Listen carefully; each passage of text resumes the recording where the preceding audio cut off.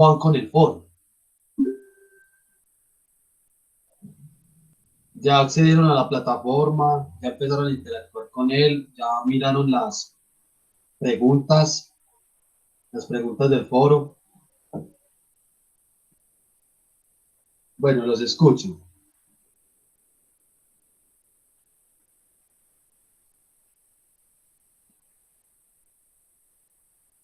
Hola, pregunta. Sí, yo ya participé con el mío y a varios compañeros les hice varias preguntitas. Ok. El resto, no sé si ya conocían Polivirtual, yo me imagino que sí. Lo importante es que estén familiarizados con el tema, o sea, que ya hayan reconocido las preguntas, recuerden que tienen tiempo suficiente. Entonces, o si tienen alguna inquietud,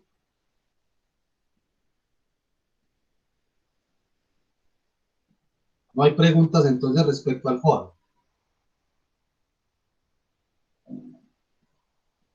Ya para culminar esa parte del foro, la pregunta que les estoy haciendo, les muestro un momentico pantalla.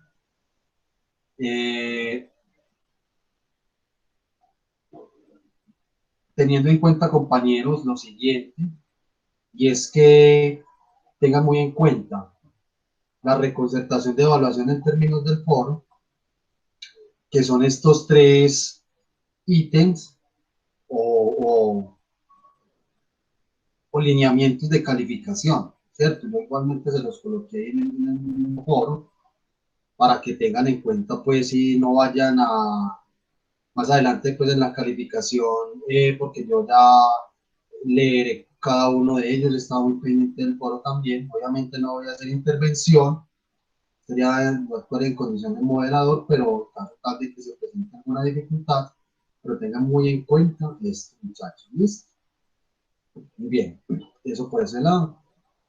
Vamos entonces a iniciar con la conversación de hoy del texto de este texto, ¿cierto? Que es un texto resumen, muchachos. De hecho, les regalo el libro, lo tienen acá. Este es el libro, de los medios a las mediaciones. Noten ustedes lo viejito que está. Es una obra del 87, la que tiene cerca de 33 años. Hoy en miren, la segunda edición, pues, como más gustaba con otras cosas, pero la original es la del 87, es esta. Es un texto muy denso, compañero, pero es, creo que, un referente casi obligado para muchos investigadores en la comunicación al momento de conversar o, perdón, de ahondar en el fenómeno de la comunicación en relación, no solamente a los medios de comunicación, sino muy centrado a las audiencias, ¿cierto?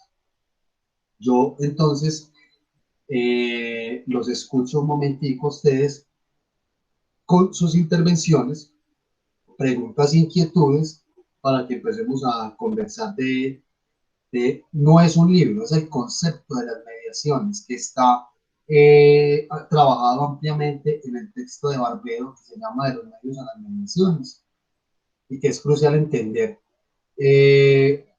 al día de hoy, y también entenderíamos un poco o articularíamos también de manera significativa con lo que hemos venido conversando, por ejemplo, con estudios culturales, con todo un asunto del consumo cultural y la hibridación cultural.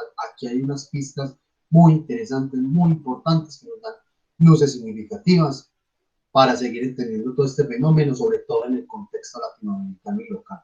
¿Listo? Muchachos, los escucho. Apreciaciones, preguntas, ideas, inquietudes, comentarios. ¿Lo leyeron? Más o menos.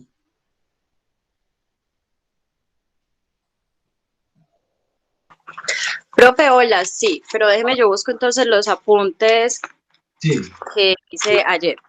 claro que sí. Bueno, Frey, no, es un texto, pues, como decimos, es un resumen.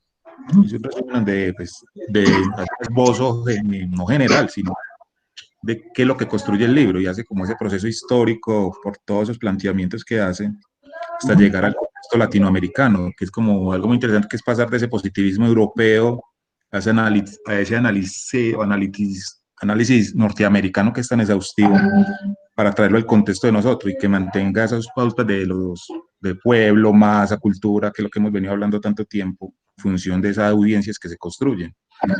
Entonces, a mí me parece que por el esbozo histórico es muy interesante, ¿cierto? Y que lo apoya a uno, pues, como para decir, bueno, vaya, lea el libro y comprenda lo que está dentro de ese contexto. Sí, sí. Muy bien, Jorge. ¿Algo más, Jorge? Sí, ahora te hago unas preguntitas más adelante, esperemos que... ¿sabes? Muy bien, chicas, el resto.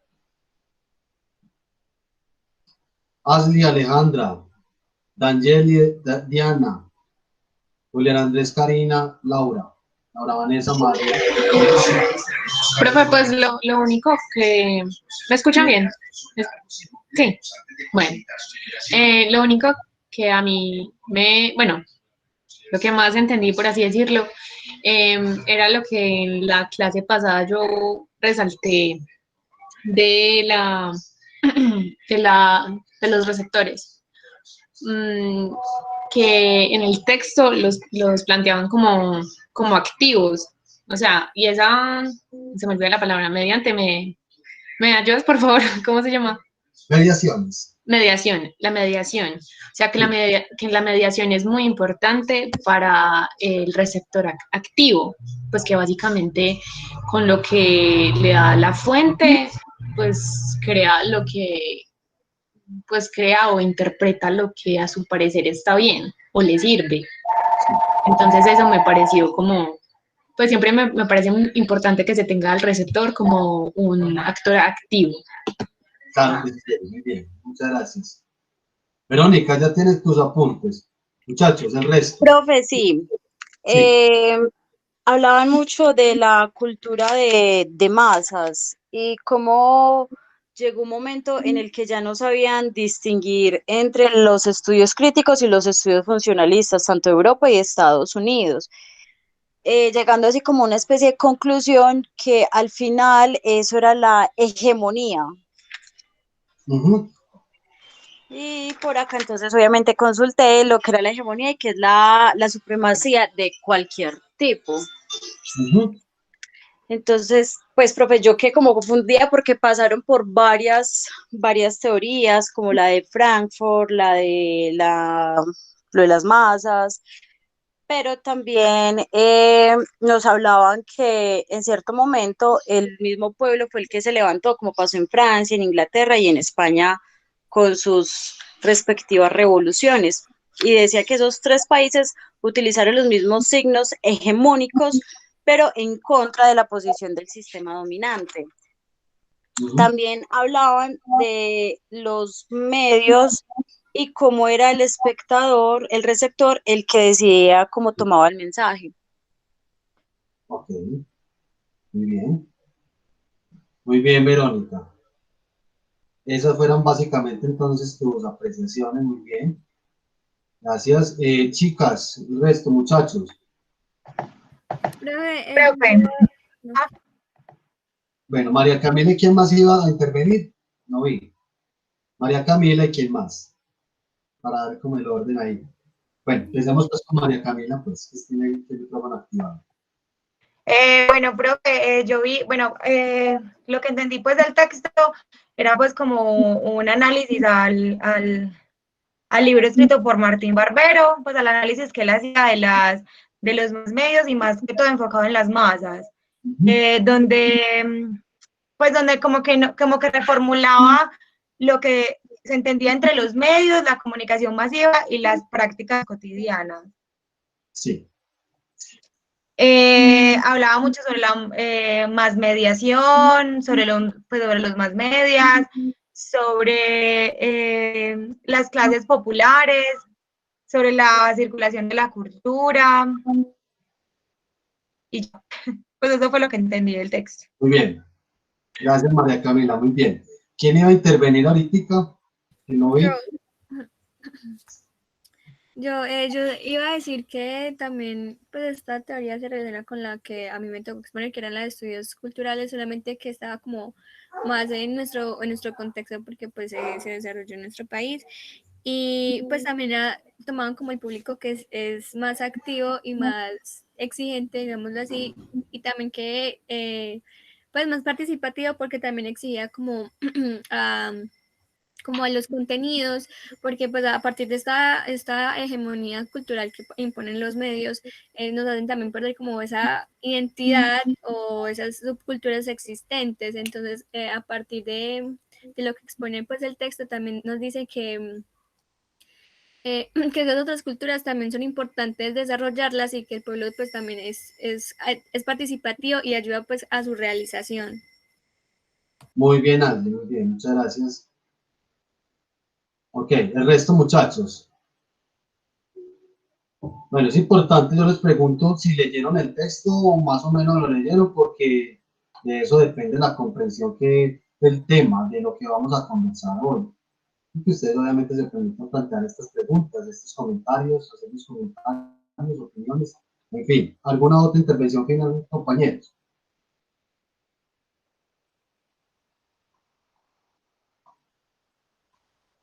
Bueno, ok, muy bien. Igualmente también las pueden plantear por el chat, enseguida las leo. Bueno, entonces, partiendo de este texto, que en realidad es un resumen muy pormenorizado de lo que es ese texto de Martín Barbero, de los medios de las mediaciones. Es este el libro, se los mostré ahorita, incluso apenas los que estaban llegando no alcanzaron a ver. Este es el libro, yo se los regalo, se los proporciono. Es denso, pero es un referente, como les decía ahorita, casi obligado en los estudios de comunicación, basados en la cultura, específicamente. Y básicamente lo que plantea Martín Barbero, cuando él empezó a escribir esto, fue publicado en el año 87, noten ustedes que ya tiene 33 años, este 2020 cumpliría 33 años esta obra y no ha perdido vigencia. Por un lado, hay una importancia en términos de resaltar ese texto en el contexto en el que fue publicado y escrito, en los años 80, en el contexto latinoamericano, obviamente, ¿cierto? Este señor se dio cuenta de una cosa muy particular, y es lo que ustedes estaban mencionando ahorita, frente a las posturas de diversas escuelas o diversas teorías, que son algunas de las que nosotros vimos, por ejemplo. Todas esas teorías que se dieron cuenta que si muchas de ellas nacieron en Inglaterra, o en otras partes de Europa, las otras se dieron en Estados Unidos. Entonces, esas teorías, esas concepciones, comúnmente llamamos teorías, fueron investigación a profundidad y que luego les dieron un nombre, ¿cierto? Teoría de la Copérnica, teorías funcionalistas, las identificaciones, ¿cierto? Estudios culturales, los estudios estructuralistas de la escuela de Europa de Francia, por ejemplo, en fin, y en Estados Unidos también. Bueno, todas y cada una de ellas tenía, digamos, una orientación epistemológica en términos de entender el fenómeno de los medios de comunicación. Y obviamente en función de los contenidos de esos medios de comunicación respecto a las influencias que generaban o cómo se concebían las audiencias en ese momento y cómo los medios de comunicación generaban efectos o ciertas influencias, ¿cierto? Pero todas y cada una de ellas, y son muy distintas, tienen casi un mismo esquema, que fueron pensadas desde el papel de los medios de comunicación.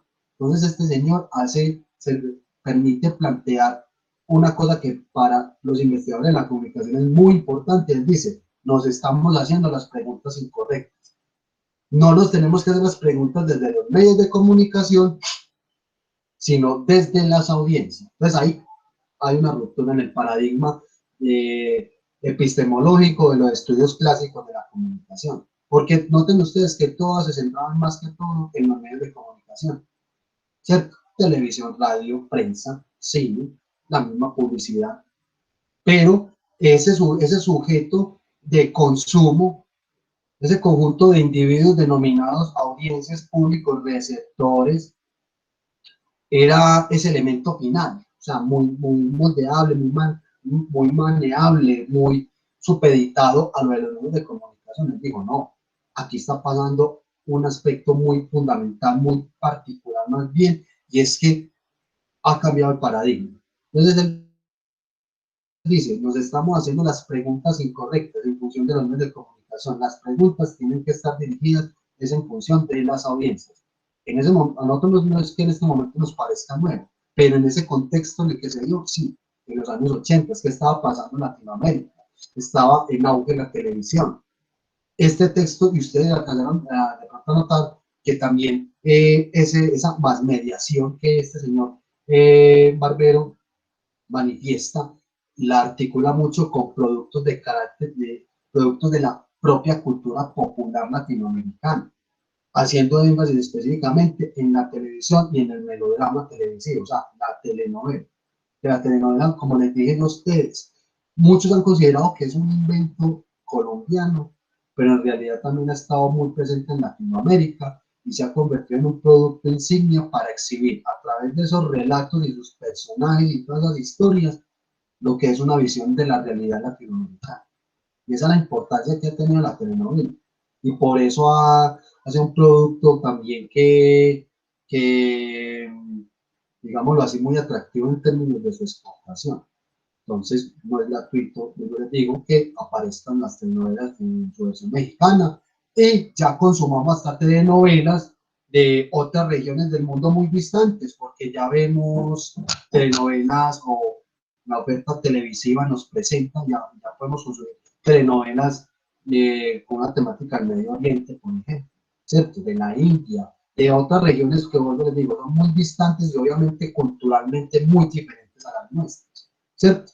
Pero ven en el formato de telenovela televisiva, en el melodrama, una apuesta muy interesante, ¿cierto? Que a partir de las telenovelas también podemos hacer análisis y unas lecturas muy profundas de una serie de cosas de las sociedades en las que se gestan o las que retratan estas telenovelas, por ejemplo, ¿cierto? Entonces, este señor se da cuenta que las preguntas que clásicamente se empezaron a hacer desde esas teorías clásicas de la comunicación como bien las conocemos, estaban siendo equivocadas, o bien obedecían a un paradigma de pensamiento, ¿cierto? Muy reduccionista en términos muy conceptuales, quizás, muy desde la comunicación, muy reduccionistas de las audiencias, porque siempre los estaban viendo como unos sujetos desde la recepción, simplemente, o sea, desde el consumo, y desde la influencia que los contenidos y el mensaje mediático generaba en ellos.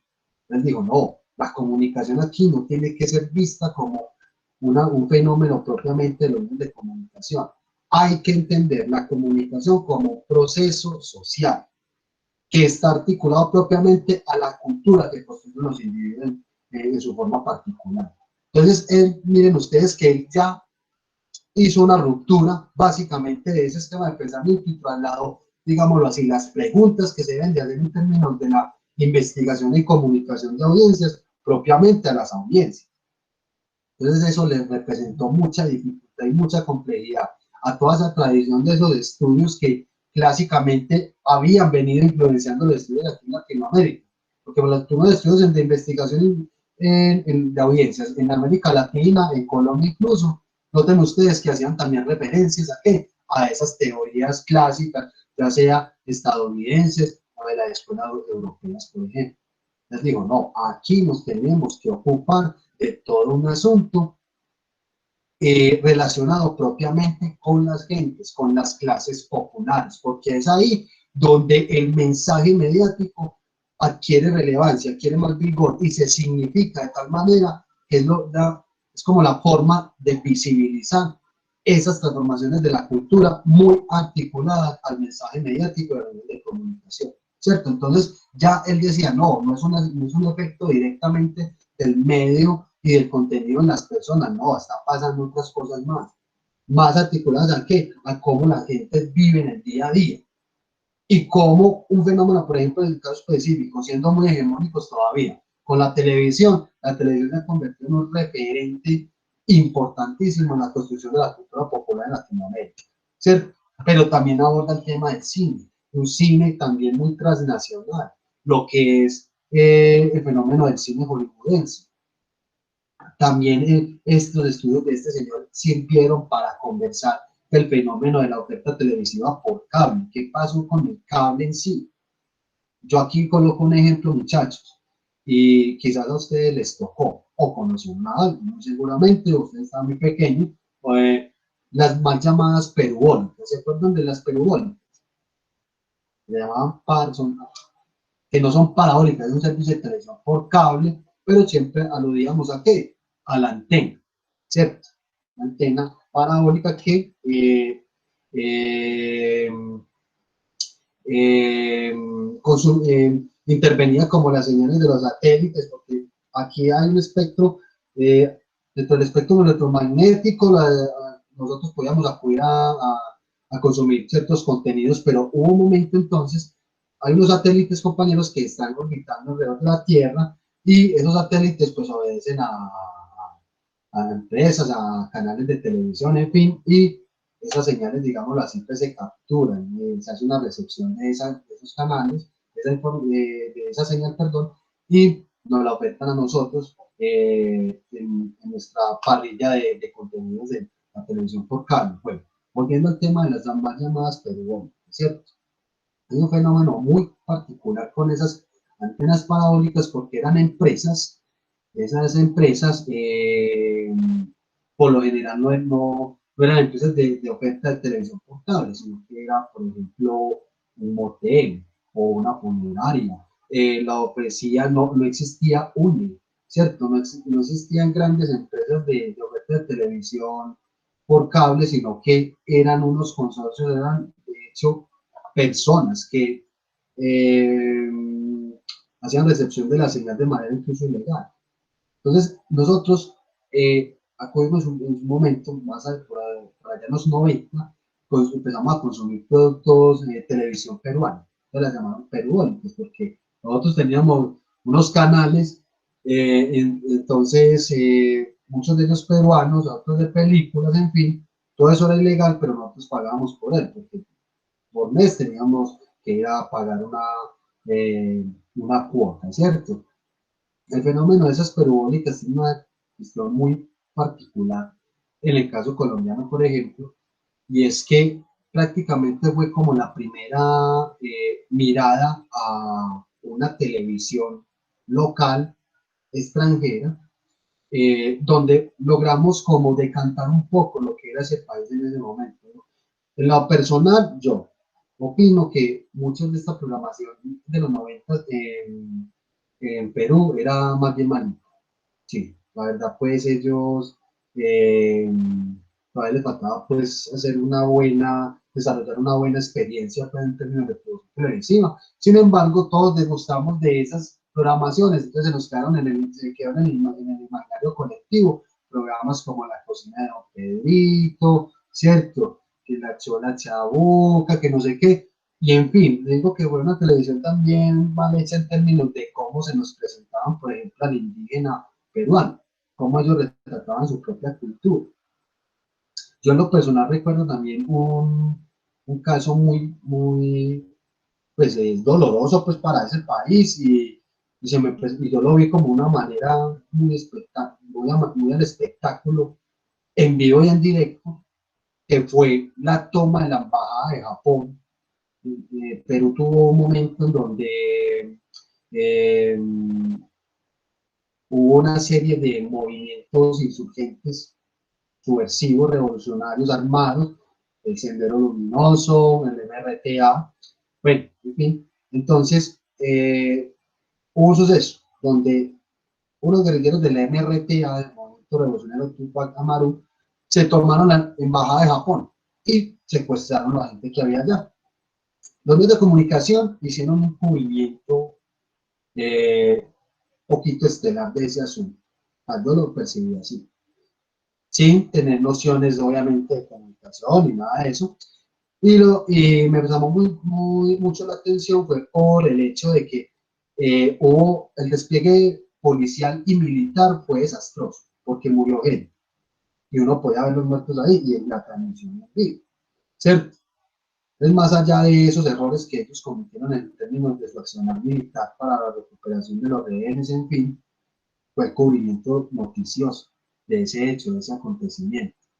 Y también, más que todo, eran las imágenes, no se me explicó, no quedé, la verdad, muy claro cuáles fueron las intenciones en términos políticos de este grupo, en fin, pero entonces eso me ayudó a entender algo, y es que en esa exploración, digamos así, de la oferta televisiva, de la emisión en directo de este tipo de sucesos, acontecimientos, pues obviamente generan ciertas significaciones y ciertas percepciones en nosotros como audiencias, y que pueden ser errores muy fatales, obviamente, en términos de materia periodística, ¿cierto? Muy bien, entonces volviendo al tema de la televisión por cable, las perubólicas, entonces hubo una cosa que es muy recurrentemente escuchada en las generaciones que consumieron contenidos peruanos, de estas parabólicas, de estos servicios de televisión, y es que se nos quedó en el imaginario colectivo una imagen muy errónea, pero muy verosímil a lo que los medios de comunicación y sus programaciones en ese momento nos daban, la oferta que nosotros recibíamos. Lo cierto es que ellos anudaban mucho en ese momento a toda una serie de prácticas cotidianas del Perú de esos momentos, muy problemático en ese momento. La televisión peruana, creo, ya hoy en día está muy bien, la verdad, ya han progresado bastante, ¿cierto? Quería entonces anudar a lo siguiente con el tema de las parabólicas, de esas mal denominadas perubólicas, y es porque eso se incrustó de manera significativa en la cultura popular nuestra. Fueron los primeros visos o vistazos que tuvimos a una televisión extranjera, y que nosotros, por no tener unas facilidades económicas, ya podíamos acceder a unas televisiones de carácter privado, pagando una mensualidad y obviamente observando una oferta de contenido muy diferencial a la local, ¿cierto? Entonces en ese momento estaba DirecTV, creo, estaban haciendo, había otra que era Sky, algo así, pero eso lo asociamos mucho pues con gente pudiente, ¿cierto? En fin, esas parabólicas se acabaron porque se dieron cuenta de que estaban haciendo la recepción de la información de la señal de manera ilegal, y eso generó un problema, y ya no volvimos a ver ofertas televisivas peruanas ni nada de ese tipo de cosas, y ya nos aparecieron otras ofertas televisivas. Lo cierto es que este señor también se dio cuenta que en estudios posteriores la televisión por cable facilitó, digámoslo así, como la conexión o la comprensión de otros mundos posibles por parte de la visión latinoamericana. ¿Qué quiere decir esto? Que básicamente el latinoamericano promedio entendía de que era posible asistir a ciertas situaciones, acontecimientos, ciertas realidades, ciertas cosas que estaban pasando en el mundo a partir de la televisión. Y una televisión que cada vez más nos llamaba la atención y nos mostraban cosas que uno nunca había visto en la televisión local. Cómo eso entonces también se articula la cultura nuestra, no en términos de vestirnos como estaba vestido el personaje, no solamente comportarnos o pensar en lo que nos estaba mostrando, sino que ya también se estaban empezando a pensar en unos hábitos de consumo de medios de comunicación, ¿cierto? Hoy por hoy podemos hablar de que existen diversos hábitos de consumo, claro, caso Netflix, estas plataformas, ¿cierto? Ya es un contenido donde nos presentan unas posibilidades, y yo, por ejemplo, con las series, o sea, ¿qué implica hoy en día ver una serie en Netflix y qué implicaba antes ver una serie televisiva donde no te podías perder el capítulo porque si no perdías la historia, el hilo de la historia? Eso modifica sustancialmente esos hábitos de consumo, noten ustedes. Hoy en día ya podemos ver 2, 3 capítulos en el día, me puedo desconectar y luego, si se me olvidó algo, voy y vuelvo a ver el mismo capítulo y retomo la historia, en fin. Eso modifica de manera fundamental los hábitos de consumo de medios, ¿cierto? En fin, entonces este señor empezó a observar este tipo de cosas, que en el seno de la cultura popular latinoamericana es posible y es más que necesario entender todo el fenómeno de los medios de comunicación. y él se inventó una palabra. Bueno, esa palabra ya existía, pero la significó en términos de las relaciones que la gente construye con los medios de comunicación y la denominó mediación o mediaciones. Esa mediación no es entendida como esa figura que uno emplea para decir que hay alguien que está acercando a dos elementos en disputa, dos sujetos, ¿cierto? Como mediando en el problema, sino que es más bien como la reinterpretación del mensaje y cómo se significa en diversidad de contextos diferentes, ¿cierto? Es casi que consumo y luego hago unas acciones a partir de consumir donde eso que yo vi en los medios de comunicación, yo le doy un propio significado, pero hay muchísimos otros significados. No quiere decir de que yo me voy a vestir tal cual, como el personaje de la película o de la serie, no, sino que en el fondo, desde el mismo mensaje, hay una serie de significados que me ayudan a mí a significar mi propia vida en la cotidianidad. Entonces, ese concepto de las mediaciones nos ayuda a eso. Por eso él recalca tanto el fenómeno de la cultura popular.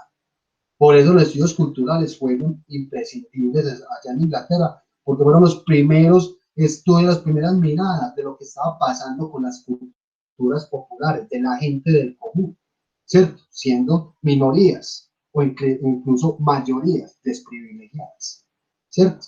Entonces, en ese caso, eso es la importancia, en primera instancia, de ese concepto de las mediaciones. Este señor entonces empieza a hacer un abordaje muy amplio partiendo de esas críticas que él hace a esos modelos o esas estructuras, esas concepciones de esos estudios de la comunicación, esas teorías como se venían dando. Él, como está tomando como punto, como referente de estudio o elemento de análisis a profundidad que es la cultura a partir del consumo, entonces él empieza a conversar en su libro de cuál es como la posición que él tiene frente a la escuela de Frankfurt en la teoría crítica, ¿cierto? Y noten ustedes que la escuela de Frankfurt y con su teoría crítica, ahí hay una mirada muy apocalíptica de obviamente los medios de comunicación en función de la cultura. Porque recuerden que la escuela de Frankfurt nos plantea de que ellos nos plantean lo siguiente: los medios de comunicación hacen que la cultura sea una mercancía, un servicio, y que en la lógica del capitalismo lo que hace la cultura al convertirse en una mercancía simplemente está destinado para el consumo masivo. ¿Y qué pasa con el consumo masivo? En términos de las audiencias, pues las personas básicamente se entienden como individuos homogéneos, simplemente supeditados al consumo. Ya sabemos lo que ocasiona el consumo en la lógica del capitalismo, es un consumo voraz, constante. ¿Y qué pasa con la cultura? Si la cultura es un asunto que nos ayuda a nosotros a generar identidad propia, a entender al otro, en fin, eso, si no existía la cultura no podríamos contar nuestra historia, ¿cierto? No la podríamos seguir contando. Entonces, al estar consumiendo constantemente cosas, ¿qué pasa entonces con la cultura? ¿Cómo al convertirse en una mercancía entonces y yo constantemente estoy consumiendo y desechando, consumiendo y desechando? Entonces, ¿qué efectos trae eso en la cultura? Entonces, la escuela de Frankfurt y la teoría crítica estaban basándose mucho en eso, ¿cierto? Como en ese poder maligno, destructivo de los medios de comunicación, ¿cierto? Y que la cultura se ve obviamente reflejada de manera muy pronunciada, obviamente en las obras artísticas y ese tipo de cosas. Las obras artísticas lo que nos permiten a una sociedad, al individuo, no solamente es conocer a su autor, sino dar cuenta de la historia, de una serie de situaciones, acontecimientos, nos permite conocer un modelo de pensamiento de una época, en fin, ¿cierto? Pero ¿qué pasa si eso se convierte en una mercancía, ¿cierto? Entonces él hace esa crítica para decir inteligente, no, es que no es mal, porque gracias también a la aparición del papel de los medios de comunicación, así sea que todavía sigan teniendo ese carácter ideológico en sus mensajes, por hoy la cultura latinoamericana, con una fuerte influencia, sobre todo en los medios de comunicación y todas las influencias de Estados Unidos, ha logrado forjarse. ¿cierto? Dicho de esta manera, yo utilizo esta metáfora, no es peyorativa, es un término para dilucidar ciertas cosas. Yo creo que la cultura latinoamericana es una colcha de retazos, somos un pliegue de muchas cosas, ¿cierto? Y que eso no es malo, o sea, en sí mismo tiene sus cosas positivas y también sus aspectos impositivos, ¿cierto? Pero entonces, aquí en Latinoamérica, ese fue como el fenómeno que él empezó a vislumbrar. Recuerden que este señor es español, nació en España, luego arribó aquí a Latinoamérica, específicamente en Colombia. Ese señor es de amplia experiencia en el de comunicación y cultura en Latinoamérica, teniendo como base aquí Colombia, ha sido docente universitario en varias instituciones en Latinoamérica también, ha sido decano en facultades de comunicación, sobre todo en Cali, en fin, es un referente obligado, muchachos, que ya lo hemos escuchado mucho este señor, pero no comprendíamos bien ese concepto de las mediaciones y qué fue lo que él empezó como a mirar al respecto, ¿cierto? Entonces eso en una primera parte de ese libro y de acuerdo a este texto nos empiezan a hablar de eso, ¿cierto?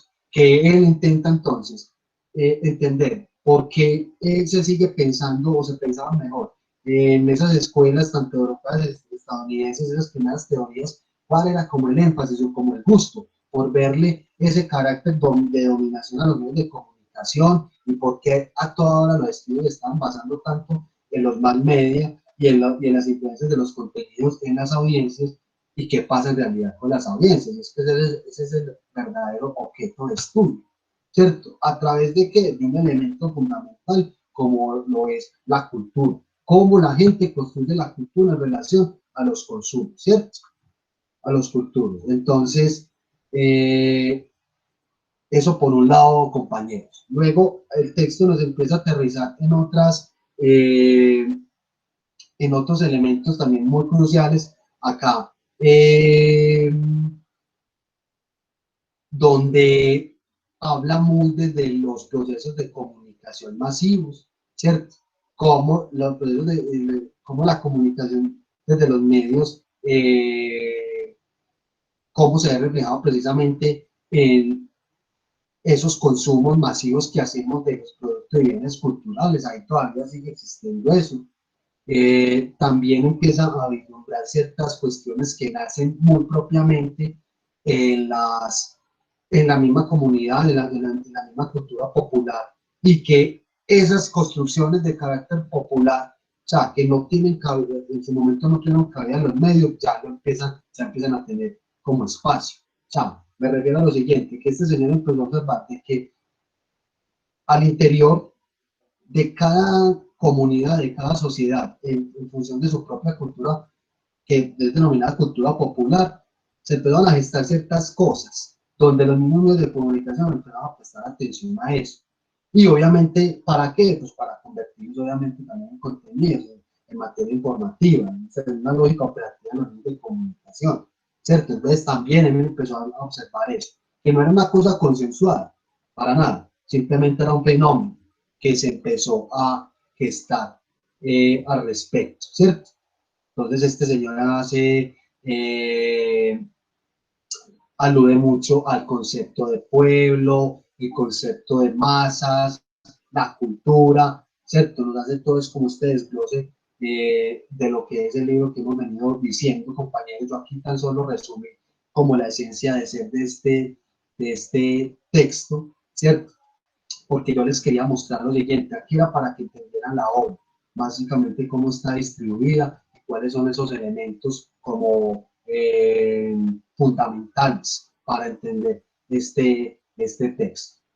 Yo encontré entonces también un recurso muy interesante que les quería compartir a ustedes dentro de la búsqueda de material que acostumbro a hacer para ilustrar mejor los conceptos. Me encontré con una presentación también muy pormenorizada y que hace un poco más visible ese proceso de las mediaciones, ¿cierto? Porque ese es el concepto madre de este texto y básicamente el elemento que este señor nos propone siempre para analizar medios de comunicación, audiencias, no tanto, no solamente el mensaje, sino más bien los significados que la gente le da a esos mensajes, a esos contenidos, y sobre todo entender la comunicación no como figuras retóricas o lógicas operativas de los medios de comunicación, sino como procesos que la gente hace en su sociedad. ¿Listo? Eso, por eso debemos de entender entonces este enfoque, porque ya nos cambia la mirada que hemos venido teniendo dentro de las exposiciones mismas y dentro de todo el camino que hemos venido hablando hasta el momento. ¿Listo? Les voy a compartir entonces esta presentación que ya estamos viendo, ¿no?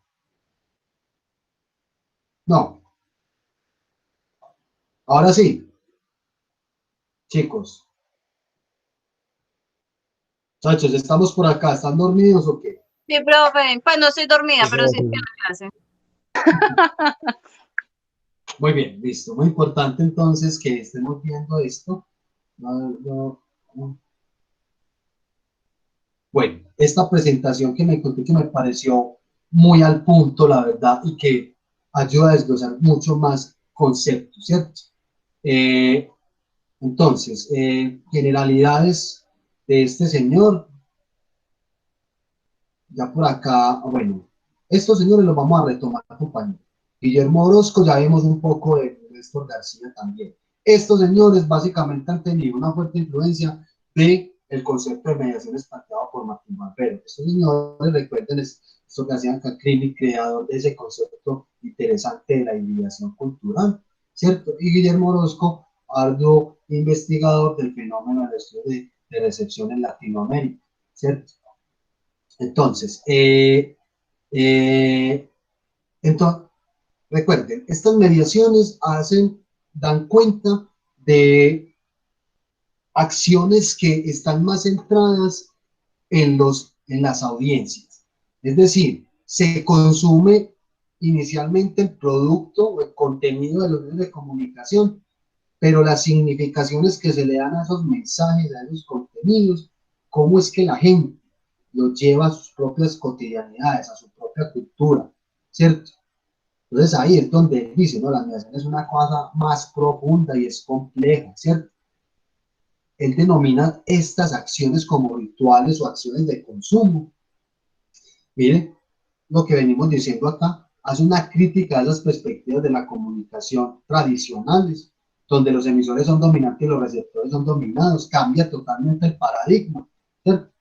Y hay una cuestión muy importante también que él hace, o sea, no es gratuito que él se haya fijado en Latinoamérica, porque quizás él también vio, no dicho de esta manera, la colcha de retrasos que yo veo, sino que él vio toda una amalgama, una transformación constante y muy dinámica de la cultura latinoamericana que está enmarcada en lo popular. Si bien aquí han habido modelos hegemónicos culturales y sociales, claro, sí, pero es más desde las relaciones de poder.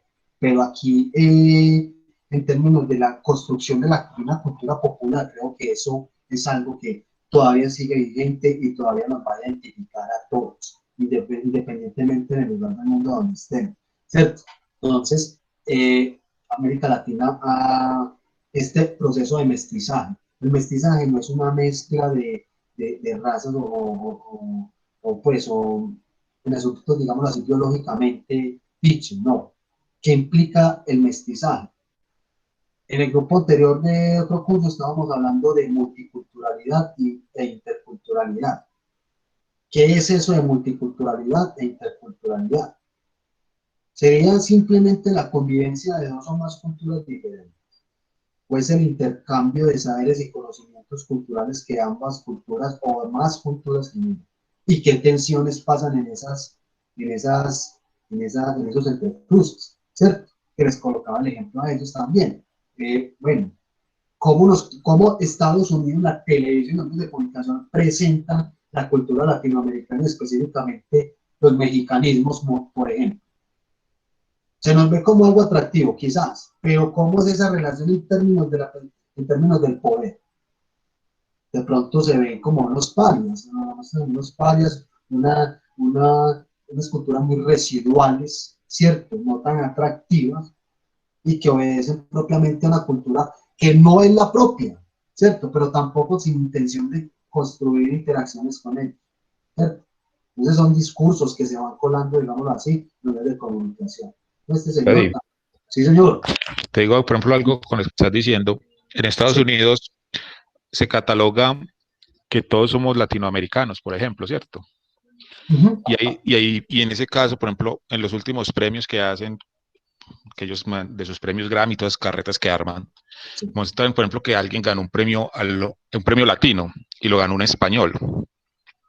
O una española, no recuerdo, y ahí mismo la gente brincó de toda Latinoamérica diciendo que ella no era latinoamericana, ¿cierto? Que ella era española. Entonces, realmente, si uno fuera como la concepción de lo que es latino, pues tendríamos que hablarlo desde la lengua, ¿cierto? Que son las lenguas que vienen del latín, y ahí tendrían que estar incluidas desde otras personas. Entonces, mira que los medios de comunicación, en ese caso, van acomodando ciertas poblaciones o ciertos grupos en determinadas categorías. Y ahí vienen las riñas que estás hablando ahí, por ejemplo, cuando hablas de la tensión multicultural. Que entonces cuando empieza la interdependencia ahí es cuando vienen esas riñas, y que son conceptos creados desde la comunicación. Claro, totalmente. Que de hecho con este otro grupo que le estaba hablando, esta cuestión de la multiculturalidad y la interculturalidad, perdón, que son conceptos que a uno también le cuesta un poquito pronunciarlos y que están cobrando cada vez más vigencia. Hay otro que se llama transculturalidad. O sea, esos prefijos nos cuestan entenderlos, porque es que esos entrecruces o esos relacionamientos de diferentes culturas a veces son obligados y a veces no. Que también les colocaba el ejemplo a ellos. Nosotros quizás nos vivimos de manera muy reciente todo un asunto quizás multicultural, con el fenómeno de la migración venezolana, porque lo multicultural siempre y lo transcultural y todas estas categorías nacen a partir de los procesos migratorios, ¿cierto? Nacen inicialmente a partir de los procesos migratorios, pero ya no necesariamente, y como ustedes lo vieron, yo no sé si a ustedes también se los mostré, todo el fenómeno de la cultura colombiana en México. No, con la cumbia colombiana y ese tipo de cosas. No. Listo. No, profe. No, muy bien, se los mostré a otros, muy interesante. ¿Qué adoptaron en México? La cumbia colombiana, y esos son jóvenes, de hecho es una subcultura. Y hacen toda una construcción de la cultura colombiana a partir de músicas que llevaron ellos allá y aluden a Colombia y ustedes dicen, no, eso no es Colombia. Pero ellos lo denominan así, a partir de ciertas piezas musicales. Hay un fenómeno también incluso tan particular, y de hecho se los puedo referir ahorita. Ustedes conocen, que eso nos muestra el cine hollywoodense, a los chicanos, los chicanos que son descendientes mexicanos y radicados en Estados Unidos, que son muy asociados con los pandilleros, ¿cierto? De pandillas latinas y ese tipo de cosas, y nos presentan estos personajes, pues es como parecido a raperos, en fin, y son de descendencia mexicana, y ellos han construido toda una cultura allá. Hablan... Profe, ¿no es de esa gente que tiene motilado horrible, que es como una cumbia reducida? Eso es en México. Exactamente. Eso sí, de motilados horribles y todo eso. Esa es ellos lo llaman cumbia rebajada y es una subcultura que los denominan los colombianos y ese tipo de cosas. Así se denominan. Ese es en el caso de México. Pero el caso que les estoy comentando acá sí es muy particular del otro. O sea, si este es particular, el que les estoy comentando es otro más particular. Y es que en Japón adoptaron la cultura chicana. O sea, háganme eso pues. Que ahorita les muestro ese referente. En Japón. Y no quiere decir que sea malo, que sea horrible, no. O sea, los saberes y los conocimientos de una cultura tienen esa capacidad de traspasar fronteras y barreras, y que obviamente nos llegan a partir del mensaje mediático y de ciertos productos de carácter cultural. A usted le parecerá charro, pero la pinta de un japonés, ¿cierto? Aludiendo a toda una cultura chicana, que ahorita se los muestro, se los voy a dejar en el chat, para que lo vean, muchachos. ¿Listo? Lo vean después. Muy bien. Entonces este señor de Martín Barbero empezó a observar este fenómeno de de la configuración de toda una cultura popular en Latinoamérica, con todas unas variantes y unas particularidades que nos hacen obviamente uno. Pero entonces, ¿qué pasa en materia de comunicación y medios? ¿Cierto? Y esas relaciones con las mismas audiencias, ¿cierto? Lo que les vengo diciendo, lo que les dije ahorita, se cambió ese paradigma. O sea, ver la comunicación no desde los medios, sino la comunicación desde los procesos de recepción, desde los usos y consumos que hacen la gente y sobre todo desde las significaciones. ¿Qué pasa? Este señor se empezó a dar cuenta de que las culturas populares no es que simplemente hagan ese acto de consumo, sino que a la hora de hacer significaciones de lo que consumen, también generan unas resistencias, ¿cierto? Unos nuevos conocimientos y unas nuevas maneras de generar reconocimiento en el espectro social y cultural, ¿cierto? Entonces, hay un fenómeno muy interesante también, que para muchos estudiosos de la comunicación toman como objeto de estudio y son las subculturas, por ejemplo, que son, yo creo que es un término peyorativo porque no es una cultura reduccionista, sino que nace no en paralelo, sino en función de resistencia al status quo. Entonces, unas subculturas son muy asociadas, por ejemplo, a las culturas juveniles, a los grupos de jóvenes, ¿cierto?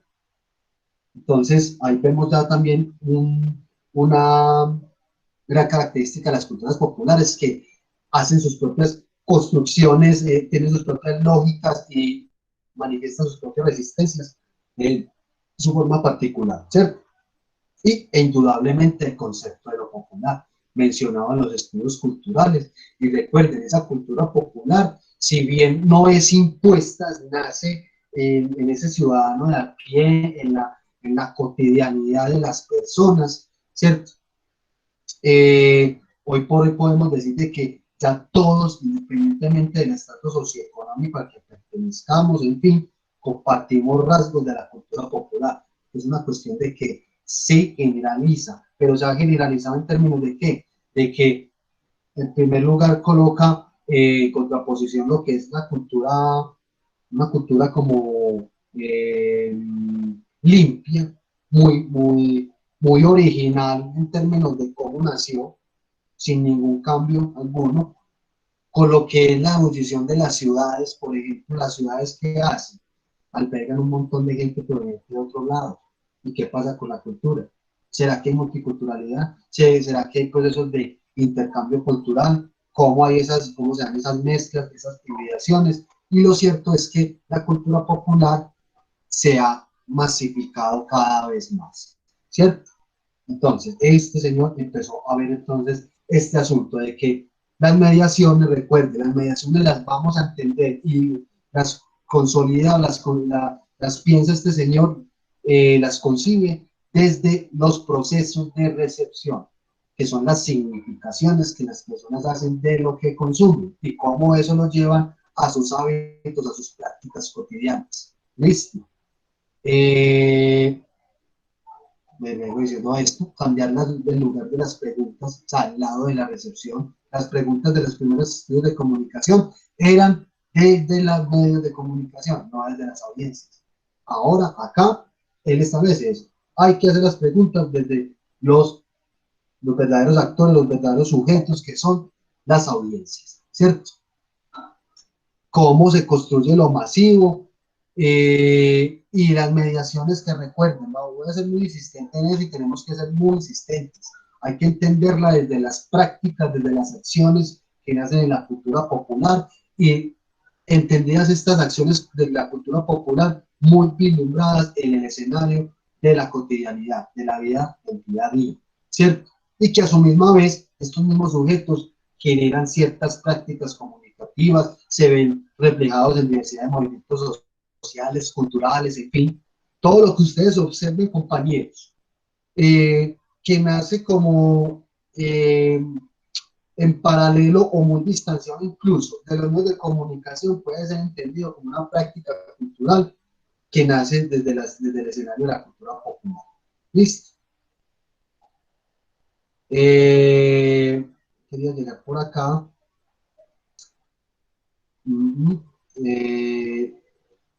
Esto es la primera de las primeras consideraciones que hace este señor a esas críticas, a ese carácter como hegemónico y ideológico de las teorías de la comunicación. Recuerden, teorías funcionalistas que están muy anudadas a qué, al impacto y a la influencia del medio de comunicación en las audiencias. Este señor, vamos a decir, esto no me gusta, esto nos estamos equivocando en abordar la comunicación y los estudios de las audiencias desde esta perspectiva, ¿cierto? Ya lo hemos venido recalcando, ¿cierto? Otros estudios se centraron más que todo en la información, cómo se transmite, ¿cierto? Había teorías, incluso muchachos, muy matemáticas para explicar de que, bueno, básicamente la influencia que tienen las informaciones en las audiencias actúan de esta manera, como explicando si fuera un esquema, ese sistema transmisionista, ¿cierto? Pero seguía siendo muy desde el efecto del mensaje de los medios a las audiencias. Eso lo hemos venido aquí recalcando. Y ¿qué es lo que se propone? ¿Qué es lo que se propone con ese texto, con toda esa consideración, con su vida y su obra? El señor se ha desgastado impresionante estudiando todo esto, y obviamente todos los que estudiamos en esto, investigadores más prominentes, se meten desde acá. Aquí eso es un elemento clave para entender el fenómeno de las audiencias. Aquí ya los podemos entender mejor. Descubrir lo popular, hacer esos redescubrimientos de la construcción de la cultura popular, entender que las audiencias son sujetos políticos, es decir, eso que mencionaba ayer y ahora, que son más activos. Sí, pero activos ¿en qué sentido? En tener la posibilidad de ver cualquier cosa a cualquier hora, no. No solamente es eso, sino cómo cada individuo se considera un sujeto político, no en términos de partidos, no en términos de colores. Todos tenemos que tener en cuenta, muchachos, que somos sujetos políticos en la medida que tomamos posiciones frente a ciertas cosas que nos pasan, ¿cierto? Y frente a ciertas cosas que pasan en nuestros contextos. Es un sujeto político, no solamente es aquel que se pinta de un color, sino que va tomando unos posicionamientos y, digámoslo así, va redireccionando ciertas acciones individuales y colectivas frente al acontecer diario, frente a su realidad, frente a su sociedad, etc. ¿Cierto? Habla de las clases sociales, una tensión que siempre ha estado presente, pero cómo eso funciona en relación a la cultura, ¿cierto? ¿Será que hay un matrimonio no, de pronto una relación ahí tóxica, podría decir, de las clases sociales, ¿cierto? No es que estén como tan distanciadas, hay unos elementos que nos permiten, hay ciertas cosas de la cultura que han permitido que las clases sociales se acerquen también y que también se diferencien la una de la otra. La valoración indudable de la cultura popular y una comunicación que aquí creo que nos vamos a seguir resaltando esto, es vista como un proceso de significación, pero desde las audiencias, no desde el mismo mensaje, ¿cierto? Y quería llegar por acá, esto yo les comparto ahorita el link, quería llegar a los espacios de mediación. Bueno, muy importante esto. Noten ustedes que yo ahora les comenté del fenómeno de la televisión. Para este señor es importante tomar la televisión como un referente mediático en el análisis de las mediaciones, porque la televisión se fue robando como ese show en Latinoamérica y se constituyó en un referente en la construcción de la cultura popular en cada país de América Latina. Y empezó a observar entonces que esas mediaciones eran muy posibles verlas desde el fenómeno desde la televisión, perdón, ¿cierto? Y muy bien, querían llegar acá a estos lugares de la mediación. Esto es donde nos permite a nosotros repensar y considerar, a ver, en qué espacios, cómo es que es ese fenómeno de la mediación. Ya estaba usted hablando, profe, mucho de las mediaciones, pero hay que concretarlo como en ciertos espacios, ¿cierto? Este señor dice que hay básicamente 3 escenarios donde las personas ejercen ese poder, esa acción de la mediación, y es que empezó a encontrar un escenario en la cotidianidad familiar, ¿cierto? Dice, en primera instancia, esto ha cambiado significativamente. La familia, él la consideró la unidad básica de audiencia. ¿Por qué? Porque era una experiencia colectiva de ver televisión. Tenemos una imagen, yo creo que referente visual, incrustado en nuestras percepciones, en nuestro imaginario, que antes cómo se veía la televisión en la sala, ¿cierto? O en otro lugar de la casa, pero con papá, mamá, hermanos, en fin, ¿cierto? En grupo. Entonces, ¿qué pasa? Al interior de la familia, usted podría generar discusiones. O sea, la mediación entonces era ese escenario de discusión en la familia a partir de lo que estaban consumiendo, ¿cierto? Él empezó a mirar, la familia es el lugar, una unidad básica de audiencia, ¿cierto? Porque hay un conjunto de sujetos reunidos frente a una pantalla, consumiendo el mismo contenido y generando múltiples significaciones, por muy diferentes que sean, estaban ahí, ¿cierto?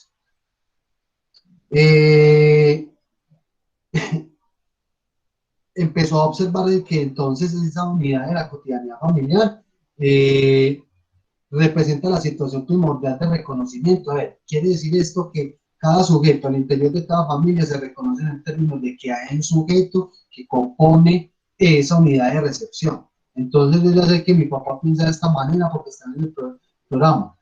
Yo veo el programa y tengo otra lectura, pero asimismo me encuentro con él en la diferencia. En las audiencias lo que hace no solamente es un asunto de consumo y la significación del mensaje, sino que me permite también interactuar con el otro y generar múltiples procesos de significación. Entonces ahí vemos, nos dice que la cotidianidad familiar como lugar de mediación también se ve desde este fenómeno, ¿cierto? La televisión forja la simulación del contacto y la retórica de lo directo. Es la fiel representación de lo que pasa en el mundo. Él deposita mucha importancia en mucho, hace énfasis en la televisión porque él asume que la televisión es un fiel representante de la realidad de las personas y que no es gratuito, que la telenovela, por ejemplo, porque a estos estudios se sirvieron para abordar de manera significativa estudios de audiencia, de las audiencias, perdón, en función del melodrama televisivo, porque ¿qué hace el melodrama? ¿Qué se dio cuenta de él? Que la telenovela está haciendo el reflejo está reflejando la sociedad a través de un personaje de la historia. Pues por eso ha tenido tanto éxito. Y ustedes pueden someter ya, analizamos Pablo el patrón del mal, podríamos analizar otras telenovelas, si en el caso de las telenovelas colombianas, y vamos a encontrar muchas similitudes, muchas referencias a nuestra sociedad colombiana a través del personaje. Noten ustedes, muchachos, si lo quieren hacer también por cuenta propia, muy interesante ese análisis, para que ustedes vean el reflejo de la sociedad nuestra en una historia, con una narrativa, en un formato tan particular como es la televisión, ¿cierto? Temporalidades sociales como lugares de mediación. A ver, hay unos fragmentos de tiempo donde nosotros constantemente estamos replicando, obviamente, nuestras acciones. De esa manera es posible también pensar de que la cultura popular tiene ciertas perdurabilidades en el tiempo por el hecho de que estamos repitiendo constantemente ciertos patrones de conducta, de comportamiento, ¿cierto? También no solamente son patrones de conducta de comportamentales, sino también percepciones, ¿cierto?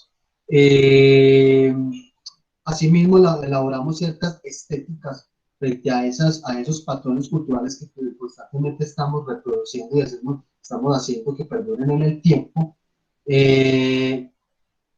Y la televisión hace la mediación entre el tiempo de capital y cotidiano. A ver, yo creo que aquí esta premisa hace referencia, sí, al tiempo,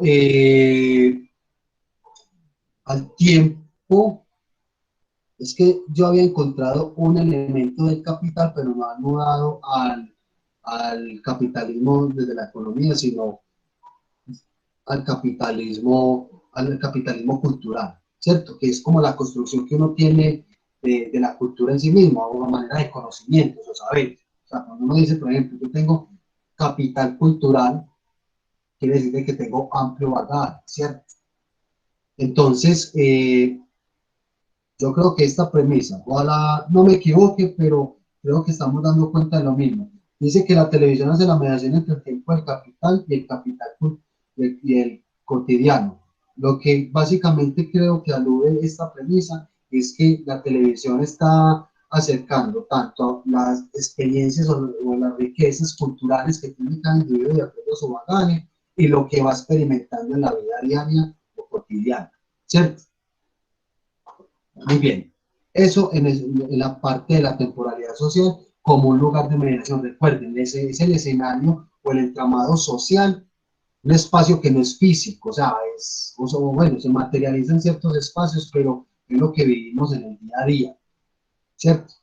Donde nosotros estamos construyendo propiamente nuestra cultura, nuestras identidades y que estamos haciendo mediaciones constantemente de lo que consumimos en los medios de comunicación, ¿cierto? Entonces no es gratuito, muchachos, que las mediaciones, por ejemplo, que uno haga en materia electoral, partan de lo que consumimos en los medios de comunicación. Quizás hacemos una primera mediación en la cotidianidad familiar, poniendo que hay diferentes puntos de vista de un candidato, pero también nosotros notamos que en nuestro contexto social, vivenciado en la universidad, en el trabajo, que los fines de semana juego fútbol o que hago esto o aquello, son escenarios sociales, interacción con el otro, y esos temas los llevamos ahí, ¿cierto? Entonces, él también ve esos espacios, o sea, en el entramado social, con unas temporalidades particulares, donde los temas van tomando vigencia y van cambiando como por orden.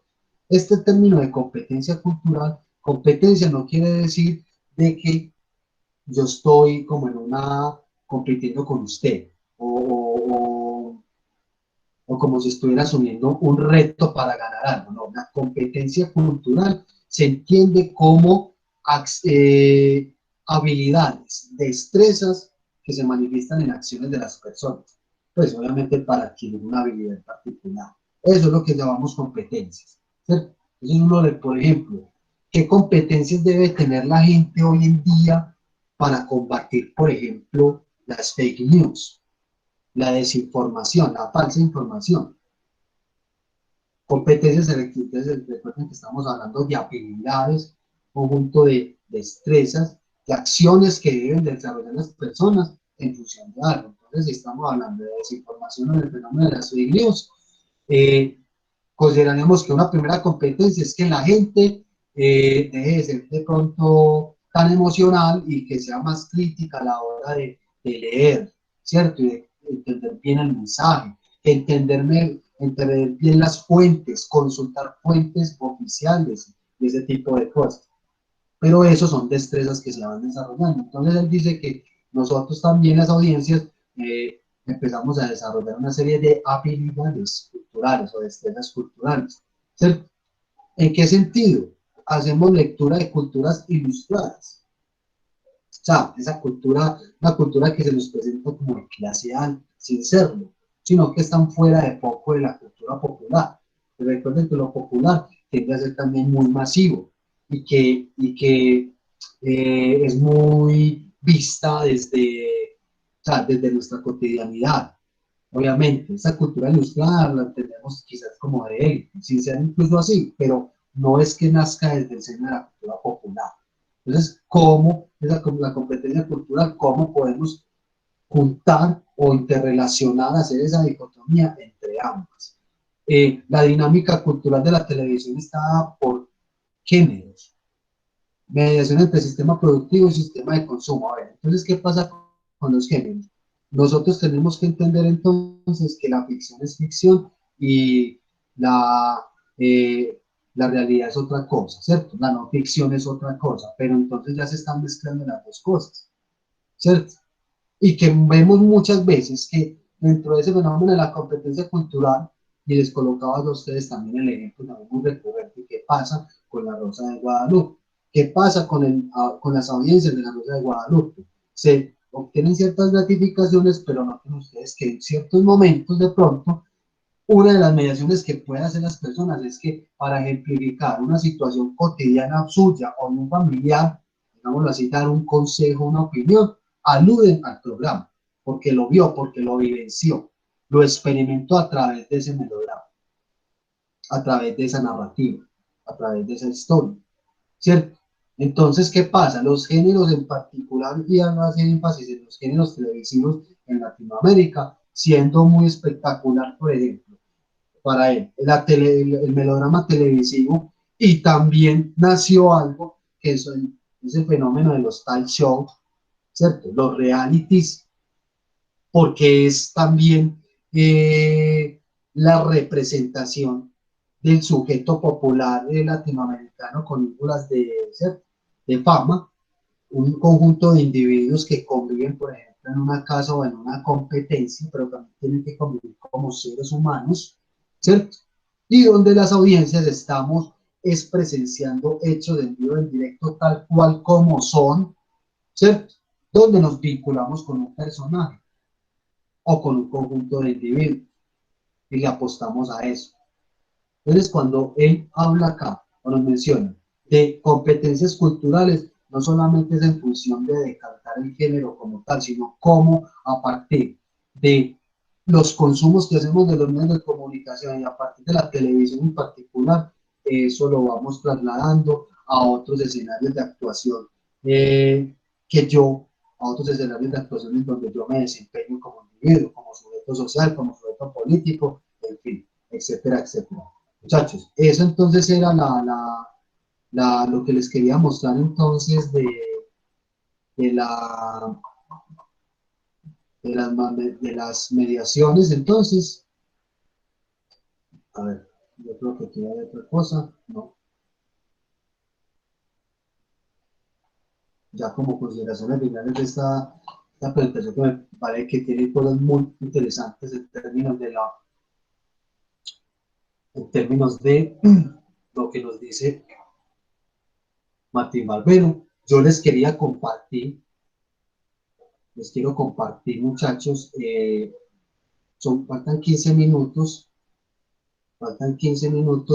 y la intervención que hace Martín Barbero, el libro de carne propia, contándonos también por sus propias palabras del concepto de mediación. Sin embargo, creo que nos faltan 15 minutos. Yo sí los quiero escuchar a ustedes con preguntas e inquietudes, y yo les voy a dejar el link para que ustedes lo vean después y luego conversemos de él. ¿Les parece entonces? Sí, profe. Ok, muchachos, preguntas, inquietudes, comentarios, aspectos que quieran compartir. Profe, había algo que se me olvidó decir, es que en el texto también hablaban de Scolari. Y en uno de los trabajos de investigación que yo había hecho, Scolari se, ¿cómo lo digo? Como que él hablaba mucho de la educación en Latinoamérica, que tomó ese modelo de Estados Unidos de crear en los años 70 muchos tecnólogos, y que la ambición era conseguir dinero y ya. En cambio, los europeos se preocuparon más, era como por el pensar. Y Colombia todavía sigue con ese modelo de seguir sacando tecnólogos, solamente pensar en el dinero y ya. Ok, mira. Profe, es más, ¿Cómo? Martín Barbero tiene un libro que se llama La educación desde la comunicación, solo que yo hice un ensayo, pues, pero para un trabajo de la universidad, acerca de como de la manera cómo se aplican los medios de comunicación, o cómo se aplica el modelo de hipermedia dentro de la comunicación actualmente. Pues lo bacano de Martín Barbero, como en comparación de todas las teorías que hemos visto, de todas las teorías de recepción, de todas las teorías de comunicación, es el que más como que es acorde a la actualidad y lo que estamos viviendo en este momento. Entonces es como un análisis muy bacano, porque digamos que se centra en estas épocas. Se centra en las realidades latinoamericanas, Verónica y María Camila, indudablemente, siendo muy adelantado incluso, porque si fue un texto como los medios de las mediaciones, concebido en la década de los 80, ya vieron ustedes la fecha, sigue vigente al día de hoy. Es como si en Latinoamérica no cambiáramos de a poquito ciertas cosas, y sobre todo el fenómeno de la educación, en el contexto de la educación y la articulación con los medios de comunicación. Lo que plantea María Camila precisamente se llama educomunicación. Ese es el concepto. O sea, cómo el paradigma de la educación se articula con la comunicación y con medios de comunicación. ese concepto. Educomunicación también, claro, él aborda todo eso. En relación a la respuesta también a Verónica. Sí, Scolari, él habla del fenómeno de la convergencia digital de medios, es uno de los que se empezó a trabajar todo el tema de los ecosistemas digitales, eso también lo vamos a ver un poquito más adelantico. Y él parte obviamente de esos procesos de las mediaciones propiamente de los medios, específicamente en el escenario de la comunicación digital. O sea, para entender cómo una televisión o una radio o una prensa en su versión convencional tuvo que migrar a la comunicación, a las interfaces digitales y cómo se transforma no solamente su contenido, sino las interacciones que trata de generar con las audiencias, ¿cierto? Porque uno que hacía cuando leía la prensa, bien, se sentaba, ahí estaba el texto, en fin, pero yo ahora leo la noticia del colombiano en su sitio web y yo puedo interactuar hasta con el mismo columnista, el mismo periodista, puedo dar mi opinión, puedo leer de manera fragmentada, ¿cierto? Casi que hay noticias que tienen como cierta característica muy transmedial, ¿cierto? Por ejemplo, Sí. ¿sí, señor? Es que iba a eso también. Es que mira que ahora, cuando hablabas de la mercantilización cultural, nosotros estamos hablando de personas que ya consumimos individualmente, ¿cierto? Entonces ahí la mediación, bueno, cuando tú ponías el ejemplo de la familia, que era donde se podía hacer la discusión, donde uno podía estar con el otro diciendo, mira, van a coger al villano, la muchacha sí se va a volar de la casa, que era lo que estábamos viendo en la telenovela. Ahora cada uno consume individualmente. Sí. Y realmente esa mediación, pues como para tener como ese concepto de culturalidad con el otro, es lo que vos decís, es un chat, primero era una carta que uno le mandaba posiblemente al man de opinión del periódico, pero ahora es el chat que muchas veces ni le contestan a uno. Entonces ahí la forma de la mediación también se ha ido como transformando a algo y se ha estado como también desdibujando, diría yo, en cierto modo. Porque sí, este señor habla de que lo cultural está ahí, pero es que esta cultura está cambiando a lo individual, lo que hablamos al inicio de la clase antes de que llegaran los chicos, que ya se está volviendo muy personal y el colectivo se empieza como a transgredir ahí. Yo lo que siento es lo que pasa en este momento, que el Netflix, el consumir las cosas, yo puedo consumir mi serie en 2 días y ya quedó ahí, no hay con quién comentarla, sino en el nicho, si puede ser en la universidad que me siente como es 4 o 5 amigos a hablar de ella, pero no pasa nada más de ahí. Pero hay una cosa, Jorge, está muy bien, pero es que esa es la riqueza en la cultura popular y lo que él dice en las mediaciones. No es que la gente, las audiencias, se comuniquen con el productor o el realizador de los medios de comunicación, no es eso, sino que el mensaje se significa más al interior y en relación a estos espacios de interacción con el otro. O sea, básicamente lo que él dice es que, vean, la cultura popular es tan rica que no necesariamente tiene que dialogar con el medio de comunicación, con el productor, el realizador, con el dueño, no. Se enriquece en la medida en que se significa lo que nace o lo que construye en el seno de lo popular. Es eso. Y de hecho, noten ustedes que muchos medios de comunicación, sin necesariamente las audiencias escribirle a ellos, contactarse con ellos, son los mismos medios de comunicación que se tienen que contactar con la gente. Eso ha pasado, ¿cierto? Entonces, si bien existen unos canales de interacción con el medio de comunicación donde mismo seguramente no te van a responder o te van a responder después, en fin, o no te van a responder bien, la significación, corre por cuenta propia de la misma gente.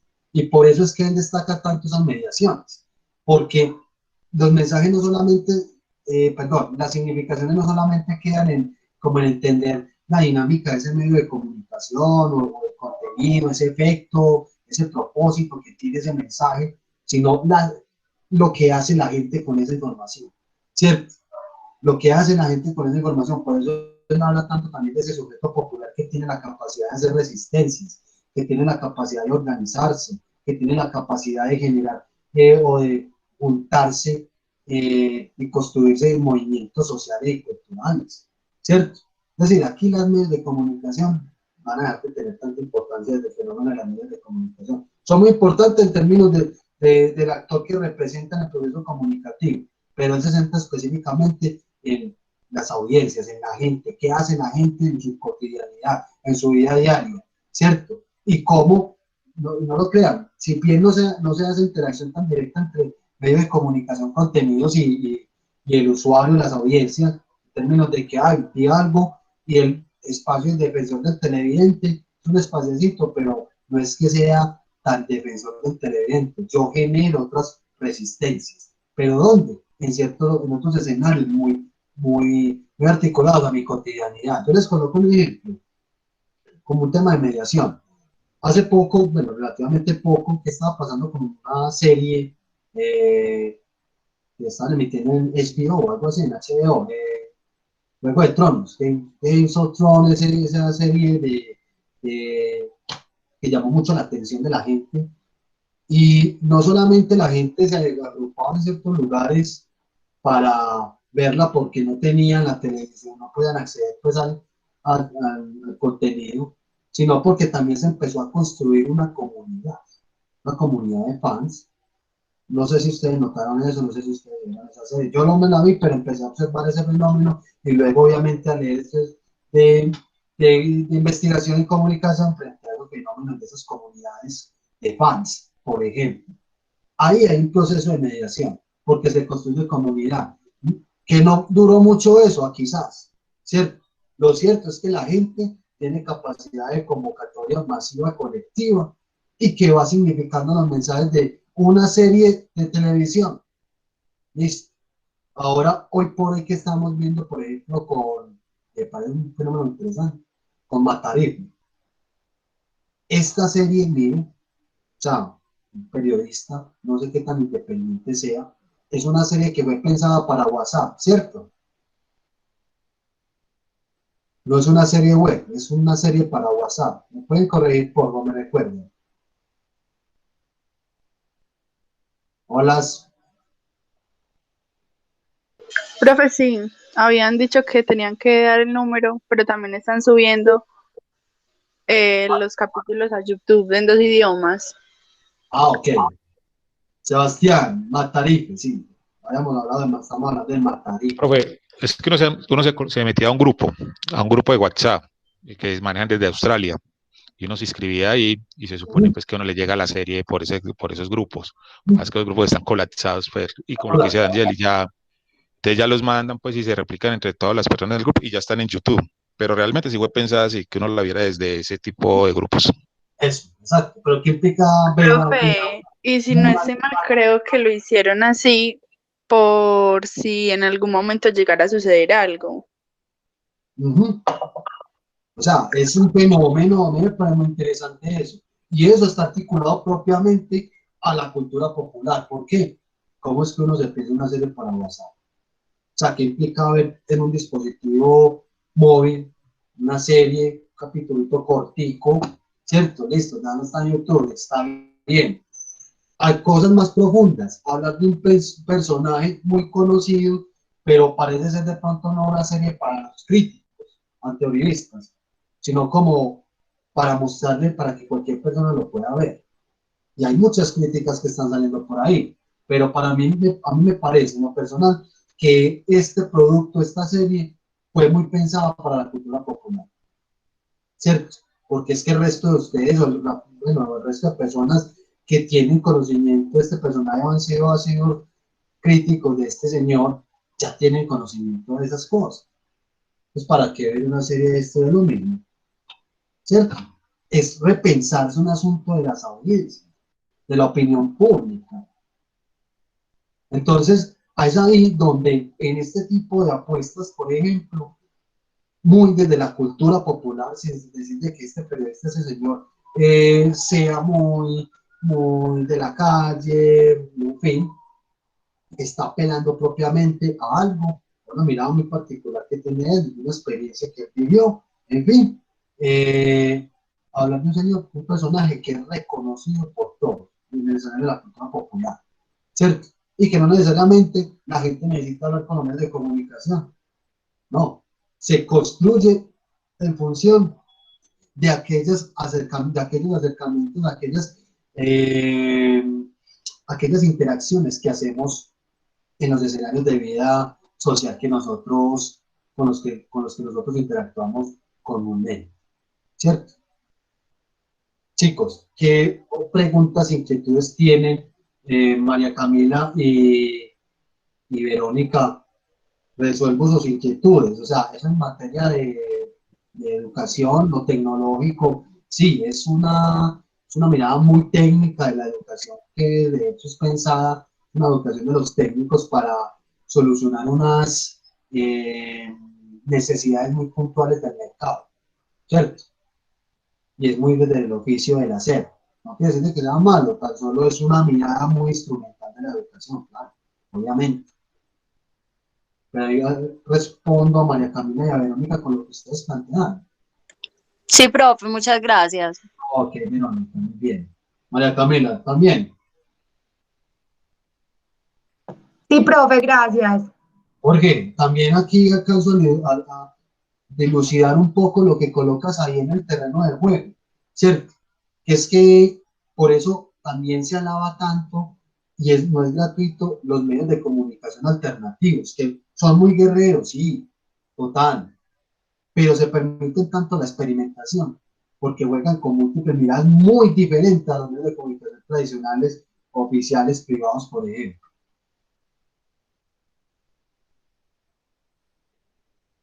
Si alcanzo entonces un poco también, Jorge, a comentarte tu perspectiva, tu opinión.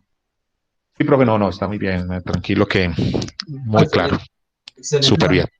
lo que planteas tú también, es eso, porque es que si uno ve los espacios que los medios de comunicación construyen para interactuar con las audiencias, con sus televidentes, por ejemplo, o la misma radio, con los oyentes, o con muchas de esas emisoras donde la gente llama, y emisoras que son más de todo musicales y la gente interviene, en fin, y hay un fenómeno ahí de interacción muy particular, ¿cierto? Pero ya obviamente en materia de otros asuntos que competen más a la opinión pública, todavía falta habilitar y consolidar verdaderos escenarios de interacción en términos de comunicación y las audiencias. Pero creía yo que desde la concepción esta de las mediaciones no es necesario, porque los medios de significación valen más que todo que los mismos, que la misma emisión de los contenidos. Es el proceso de los significados, el proceso social, perdón, que construye las audiencias en el escenario de la cotidianidad de la vida del día a día. Muy bien, preguntas, inquietudes, muchachos, comentarios finales. Espero que haya claridad con ese concepto de la mediación. Profe, Cosas que sí, ir alimentando. Hola, Verónica, sí. pero bueno, en cuanto a lo del foro, Bueno, ya está dando por terminado lo del texto. Algo más, lo del concepto de mediación. Está muy claro no, entonces. no. Entonces cuando vaya a Sí, pasar lo del foro, vuelvo a intervenir. ya, el foro. No hay que tener más preguntas, Verónica. Vale.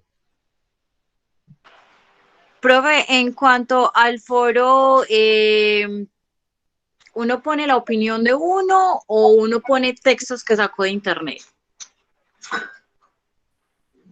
Bueno, yo creo que las preguntas del foro son muy claras, ¿cierto? Yo aquí les recuerdo que es bueno que ustedes tengan esto presente.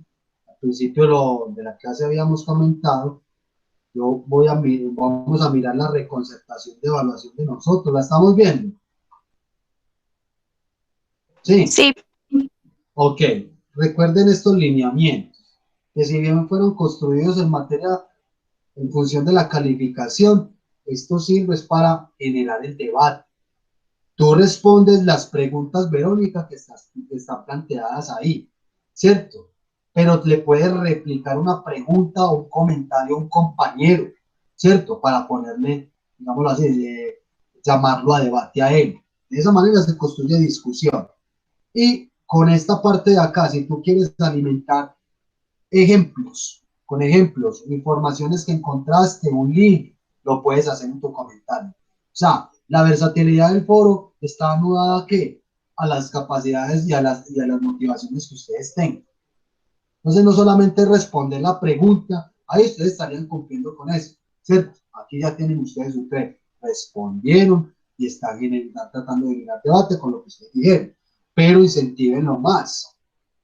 ¿Sí me entiendes, Verónica? Esa dinámica de los foros. Profe, no solamente no es solamente como buscar referentes de internet y ponerlos ahí, sino que es como sacar unas propias conclusiones de uno en el foro. Porque es que, a ver, ¿cuáles son las preguntas del foro? Si ustedes me las recuerdan, por favor. Recuérdenme las preguntas del foro. La primera era como mirar conforme al tema que a uno le había tocado exponer, cómo se estaba manejando el tema que uno expuso en la actualidad en los medios de comunicación. Y la segunda pues fue con un artículo que usted nos mandó de una revista, Sí. de cómo evitar las fake news, pues las noticias falsas. Sí. Bien. Pues con lo de la mentalidad, algo psicológico y no me acuerdo cuál era el otro, pero más o menos iba por ahí. Ahora la pregunta era cómo, pues desde los medios de comunicación y las noticias, cómo estos afectan, pues como, qué estrategias uno podría proponer para la salud mental. Sí. Lo que yo no entiendo es que no entienden de las preguntas. O sea, ¿cómo es la interacción?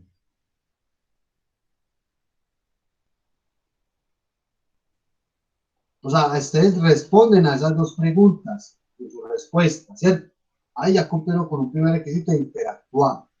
Pero la idea es que no se limiten a esas dos preguntas, sino que lean a los demás compañeros y que les hagan comentarios, opiniones. ¿Sí me entienden? Y que su comentario puede ser, por ejemplo, Verónica le va a retroalimentar a la respuesta de María Camila y le va a le quiere responder a María Camila con un ejemplo. Listo, Camila, yo opino que respecto a lo que estás diciendo, esto, aquello. Te coloco el siguiente ejemplo que encontré. 2 puntos, el link. O encontré esta imagen que alude a esto o aquello. Es eso. O sea, los comentarios de uno puede utilizar diversas figuras, diversos recursos, el texto, una imagen, el link de un video o de una noticia. Es como esa es la dinámica de los foros, que sea muy versátil en, en sus recursos, en sus respuestas. ¿Estamos claros con esa dinámica?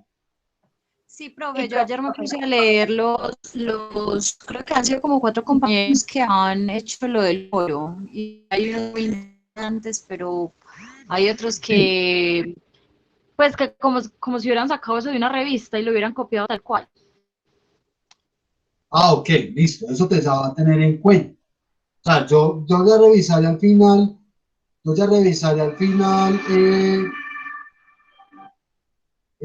las respuestas del foro, la verdad. Yo ya revisaré al final las respuestas del foro.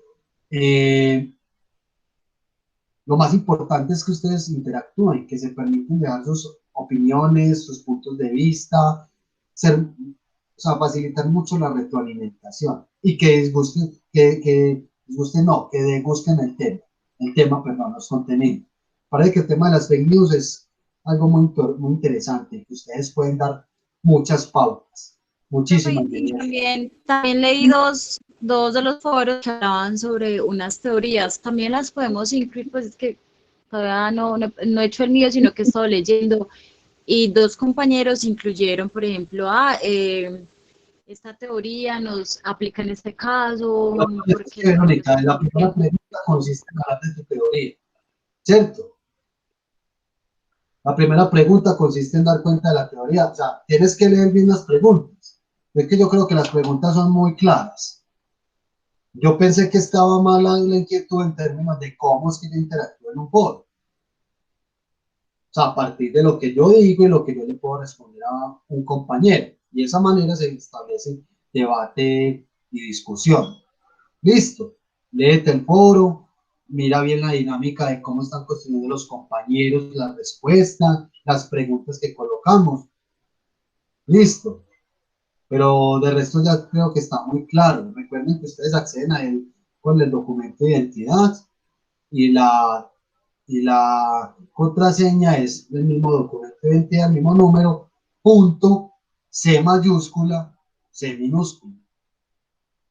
Listo. Y ya saben hasta cuándo está habilitado el foro. Preguntas, inquietudes al respecto, muchachos. Profe, no, muchísimas gracias. Verónica, ¿te soluciono tu inquietud?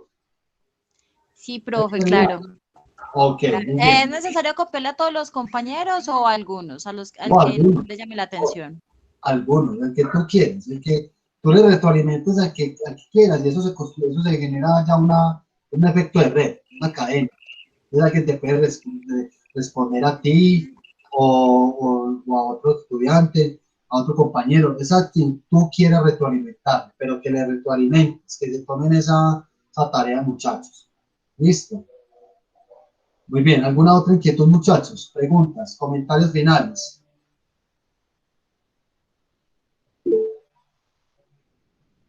¿La retroalimentación es obligatoria? No, pero téngalo por seguro, vuelvo y les digo, se tienen que ceñir a esto. O sea, en términos de calificación, porque las calificaciones hay que tenerlas en cuenta. Mira,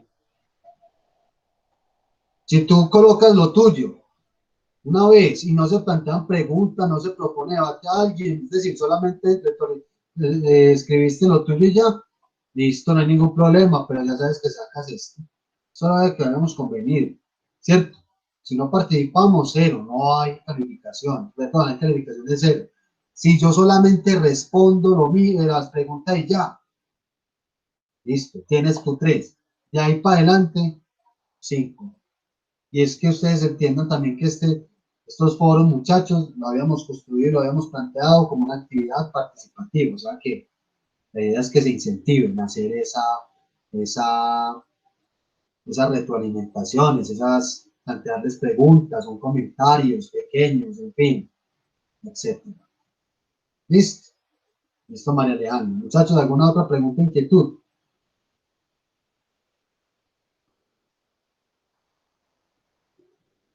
Bueno, ya se van a ir. No, profe, muchas gracias.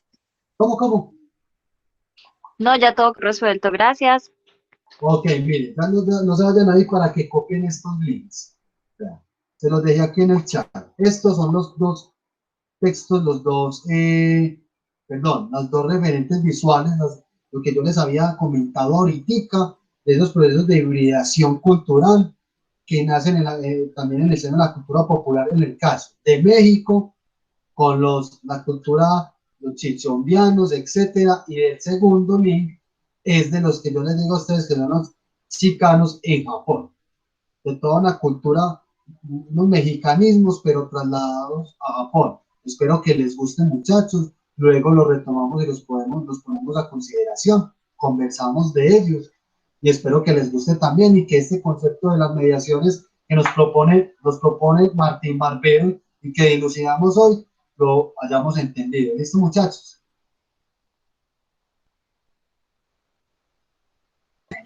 Listo, muchas gracias. Bueno, Qué buena, muchachos. profe, gracias. Chao, chicas, se cuidan. Chao, Chao, profe. Freddy. Gracias. Chao, compañeros, que estén muy bien. Nos vemos en 8 días. Chao, profe, gracias por todo. Chao, chicas, gracias a ustedes.